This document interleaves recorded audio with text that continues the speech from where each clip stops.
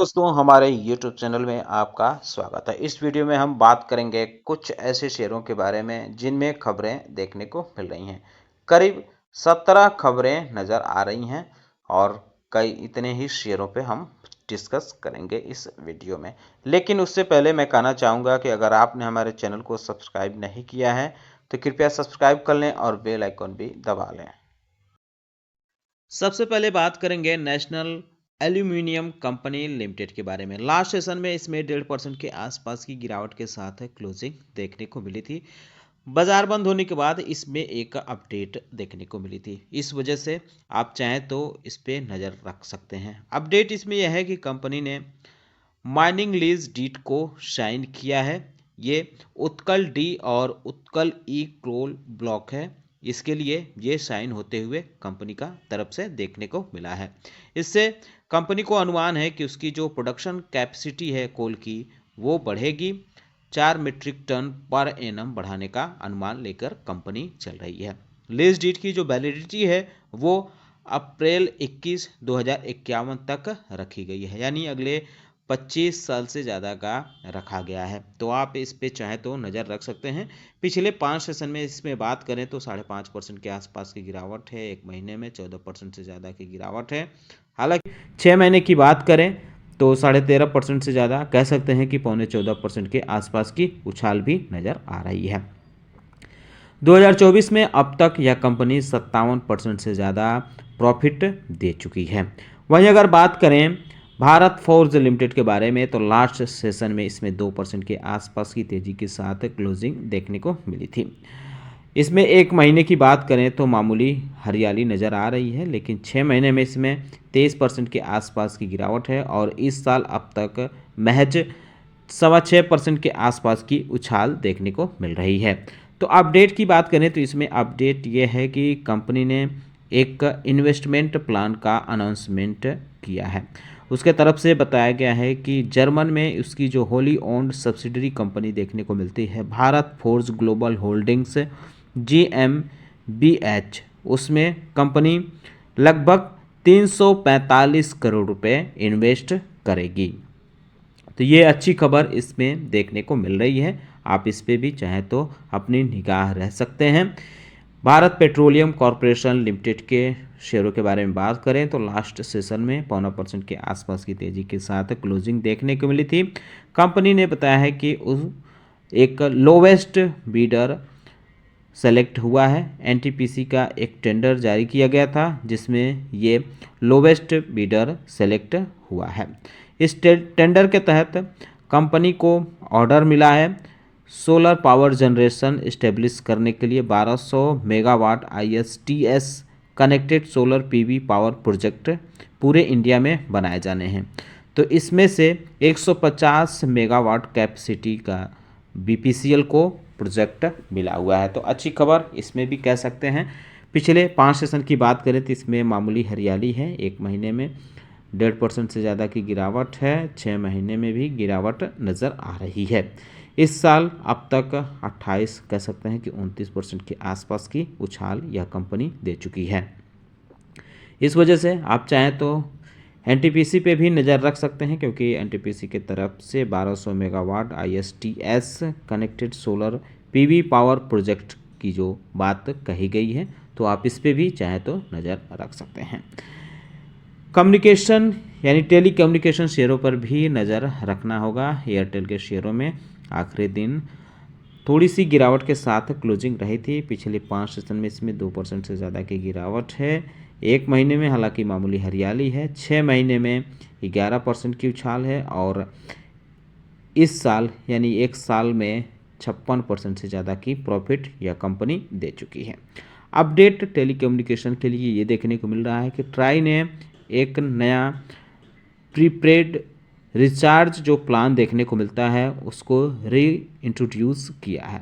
ये mobile customer के लिए ये चीज़ें देखने को मिली है। अब क्या है कि केवल SMS और वॉइस सर्विस के लिए भी कंपनियों को अपना प्लान जारी करना होगा। ये स्पेशल टैरिफ वाउचर यानी STV ऑप्शन भी कंपनियों को देना होगा। ताकि यूज़र उसका इस्तेमाल कर सकें। पहले ऐसे कम था, कम कंपनियां ऐसी दे रही थी, वो भी काफ़ी छोटे दे रही थी, उनके डेटा के साथ देती थी, जो कस्टमर को भारी पड़ता था, क्योंकि कुछ कस्टमर या कुछ नंबर ऐसे थे जिनको सिर्फ कॉलिंग या एसएमएस के लिए रखना चाहते थे, तो इस वजह से उनको डबल देना पड़ रहा था। अब ट्राई ने एक ये रीइंट्रोड्यूस किया है प्रीपेड रिचार्ज को, तो इस वजह से टेलीकम्युनिकेशन वाली जितनी भी कंपनियां हैं इस पर नज़र रख सकते हैं। एयरटेल खास करके वोडाफोन आइडिया के शेयरों पर भी नज़र रख सकते हैं।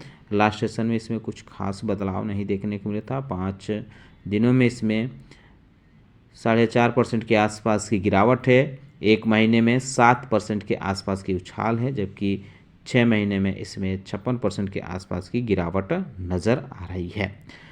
इसके अलावा अगर हम बात करें तो रिलायंस इंडस्ट्रीज़ पे भी नज़र रख सकते हैं, क्योंकि जियो कम्युनिकेशन बड़ा प्लेयर माना जाता है टेलीकम्युनिकेशन के क्षेत्र में, तो इस पे भी आप नज़र रख सकते हैं, क्योंकि जियो कम्युनिकेशन रिलायंस इंडस्ट्री में देखने को मिलता है।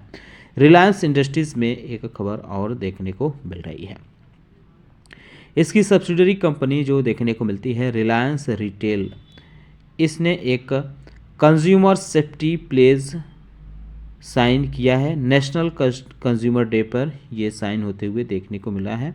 इससे मार्केटिंग जो इसकी है उसको सपोर्ट करने के लिए, लीड करने के लिए ये किया गया है। डिपार्टमेंट ऑफ कंज्यूमर अफेयर्स जो मिनिस्ट्री ऑफ कंज्यूमर अफेयर की तरफ से देखने को मिलती है, तो ये साइन किया है। आप इस चीज़ को भी चाहें तो इसमें नज़र रख सकते हैं। पिछले 5 सेशन की बात करें तो इसमें 2% से ज़्यादा की गिरावट है, एक महीने में करीब 5% के आसपास की गिरावट नज़र आ रही है। 6 महीने में इसमें 15% के आसपास की गिरावट नज़र आ रही है। स्विगी पे भी नज़र रख सकते हैं, हालांकि लास्ट सेशन में इसमें 3.25% के आसपास की गिरावट के साथ क्लोजिंग देखने को मिली थी। अपडेट इसमें ये देखने को मिल रहा है कि कंपनी ने कहा है कि अब वो प्लानिंग कर रही है कि 1 लाख महिला डिलीवरी पार्टनर, यानी जो फूड डिलीवरी करते हैं पार्टनर, उसमें महिलाओं को अधिक से अधिक जगह दें, और उसका उम्मीद है, उसकी प्लानिंग है कि 2030 तक 1 लाख फूड डिलीवर पार्टनर महिलाओं को वो ऐड करेगी। इसके साथ ही कंपनी साइन किया है, इनिशियल पैक्ट साइन किया है एनएससी से, ताकि इन महिला कर्मचारियों को फाइनेंशियल लिटरेसी प्रोग्राम में शामिल किया जा सके। तो महिलाओं की जो है उपस्थिति बढ़ाने पे यह कंपनी फोकस कर रही है। आप इस पे भी चाहें तो नज़र रख सकते हैं। पिछले 5 सेशन में इसमें 5% के आसपास की गिरावट है, और एक महीने में इसमें 31% के आसपास की उछाल नज़र आ रही है।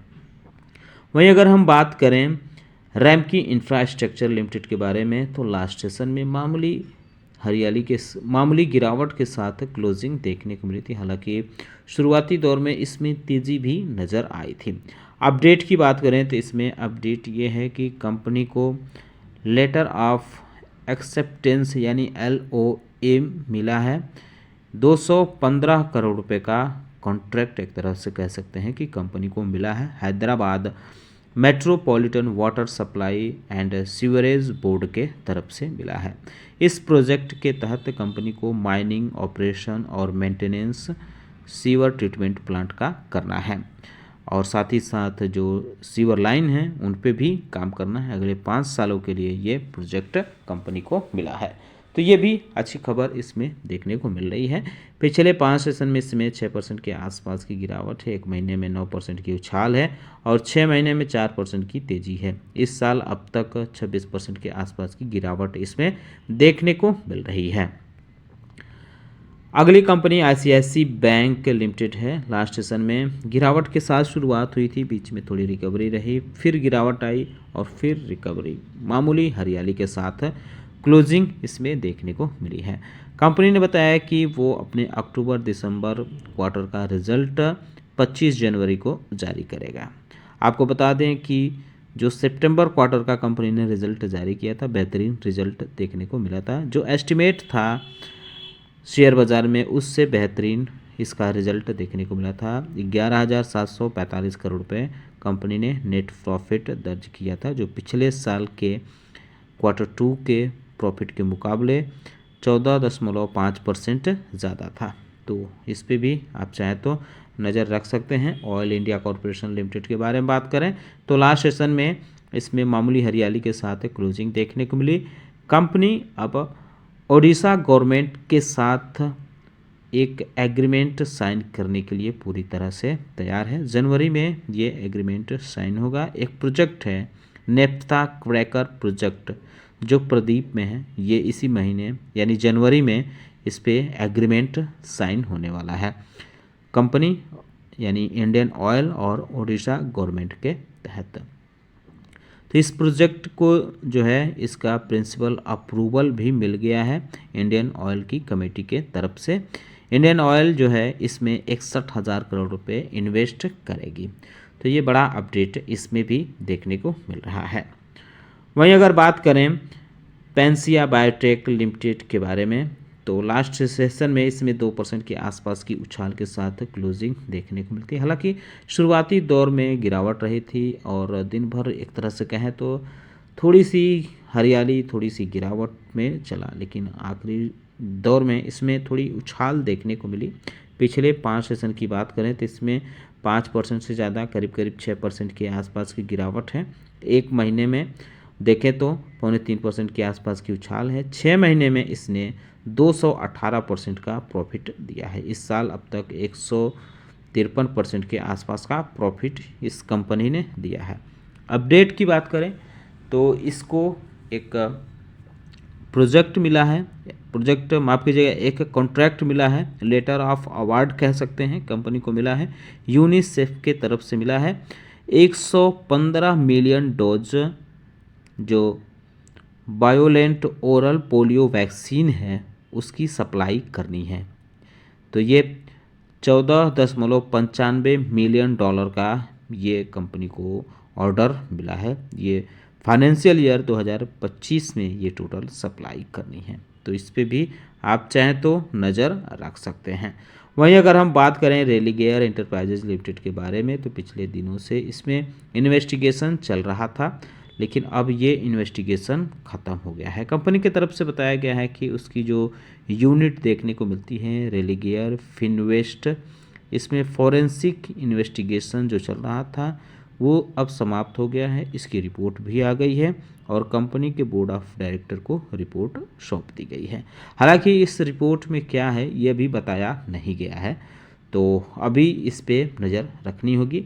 बहरहाल लास्ट सेशन में आप देखें तो इसमें थोड़ी सी गिरावट के साथ क्लोजिंग देखने को मिली थी। 5 सेशन में इसमें देखें तो 1.25% के आसपास की गिरावट, माफ़ कीजिएगा 1.25% के आसपास की तेज़ी है और एक महीने में 23% से ज़्यादा 24% के आसपास की उछाल भी नज़र आ रही है।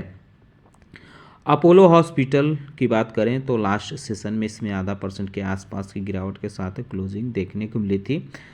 कंपनी के तरफ से बताया गया है कि इसकी जो आर्म कंपनी देखने को मिलती है अपोलो हेल्थ को, इसने एक सॉफ्टवेयर बिजनेस एक्वायर किया है सर्चलाइट हेल्थ का।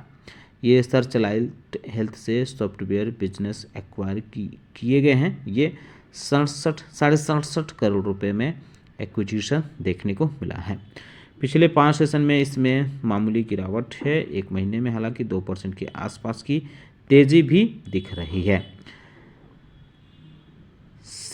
सीगल इंडिया लिमिटेड के बारे में बात करें तो इसमें 1.5% के आसपास की गिरावट के साथ क्लोजिंग देखने को मिली थी। कंपनी की तरफ से बताया गया है कि उसने कंसेशन एग्रीमेंट NHAI के तरफ से साइन किया है।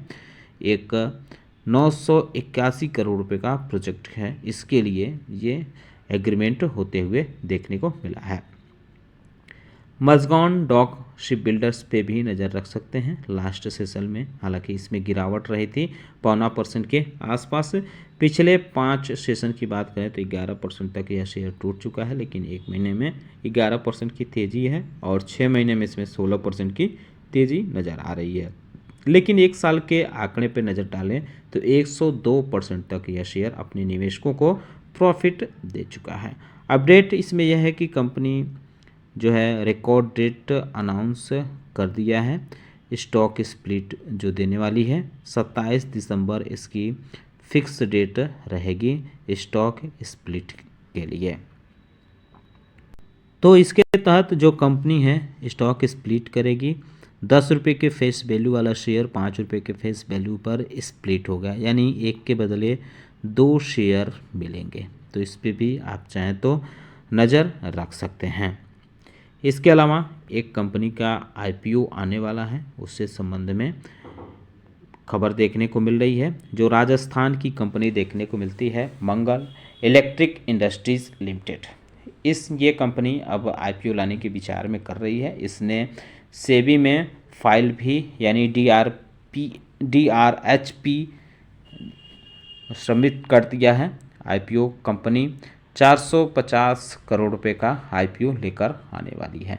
तो इस पे भी आप चाहें तो नज़र रख सकते हैं। तो दोस्तों उम्मीद करता हूं कि आपको हमारा वीडियो पसंद आया होगा। कैसा लगा बताना ना भूलें, साथ ही साथ हमारे चैनल को सब्सक्राइब कर लें, बेल आइकन दबा लें। वीडियो देखने के लिए बहुत बहुत धन्यवाद।